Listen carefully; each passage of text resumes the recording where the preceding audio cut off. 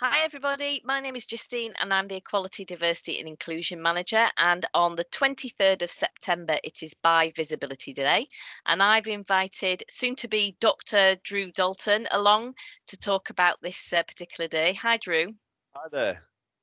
Can you perhaps share with everybody why Bi Visibility Day is important? Yeah, I think there's a number of reasons behind this. I think, first of all, of the kind of LGBTQI plus spectrum, as it were, it's been estimated that the bisexual community, as it were, are actually the largest group within there, and yet the most rarely addressed. And there's probably a few different reasons for that.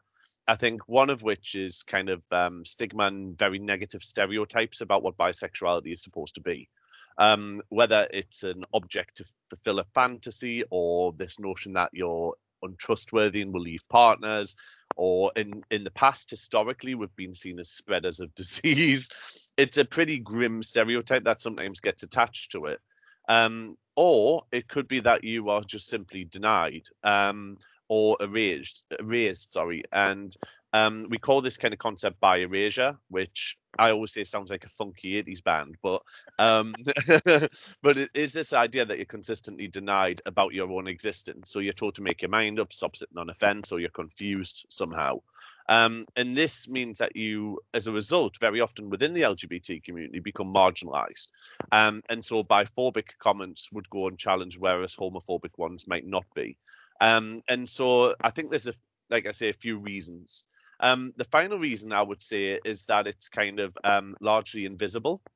So we talk about homophobia and transphobia, but we rarely talk about biphobia, and that in itself has quite a unique perspective in how it impacts upon bisexual people, because we aren't perhaps as sorry, we're more likely to be more marginalized than other groups within the spectrum.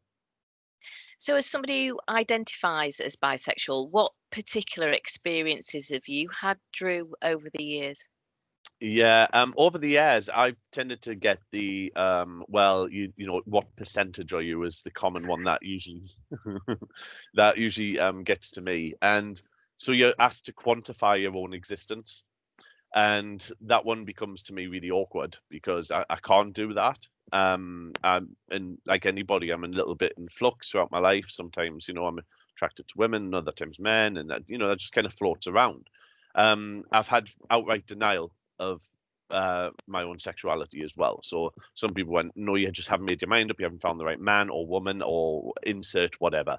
And so those types of things have appeared quite a bit, and this comes out in a lot of the research of other people's lived experiences as well. I mean, we still haven't really moved past the bisexual report, which came out in 2012, which looked at, you know, how our lives very often differ from lesbian and gay people because we might not be welcome in some spaces.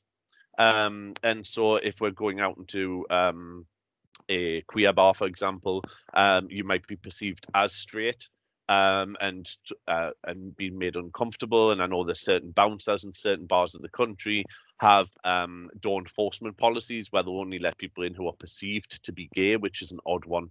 And so it depends on how you present yourself. You can get a whole mixed bag of feelings. And so biphobia becomes very distinct, therefore, from homophobia. And I don't think we've really got a head round that yet. And that report reveals some quite worrying findings overall in terms of where bisexual people lie in terms of mental health. Our mental health is usually worse than other groups, as is drug and alcohol abuse. You know, that I mean, there's these things which are all collating in the background, and I think that's largely due to having a society that simply doesn't recognize you, and when it does, it portrays you in a certain overtly sexual way, or predatory way in some cases. So I think there's a whole mix of going back to some of the issues I spoke about before. It's all kind of congealed within each Yeah. other. Yeah. So just to finish, Drew, so as I said, it's the 23rd of September, Bi Visibility Day. Could you sort of share with everybody maybe a couple of things that it's important not to say to bisexual people, and maybe a couple of things to think about? Because you said there one of the things that is said is, you know, what percentage, where are you on the scale? How gay are you or how straight are you? Don't use percentages. Is there anything else that you would like people to think about, or certainly not to say? Yeah, I think for me, it's just when a person states a bisexual, just recognize it as that. They're maybe not on a pathway to something else. I mean, in some cases, some people may use the opportunity to come out as bisexual because they feel it's safer on their route to being gay or whatever, or, these things happen. But don't then assume that that is everybody. And I think that's a really important thing. I mean, making jokes about, consider whether, if the joke you're making about bisexuality would be the same as a gay man or woman, would that be perceived the same? All those things, recognize the seriousness of a person's identity. I think also there's ways in which organizations can get involved with bisexuality as well, just to make the workplace a little more comfortable. And that's just highlighting it specifically within not just only policies, but if the organization's large enough and is invested within inclusion, like the University of Sunderland is, then looking at bisexual events and having presences and all these things to bring this out there, I think are vital. Brilliant. Thanks very much, Drew. Cheers.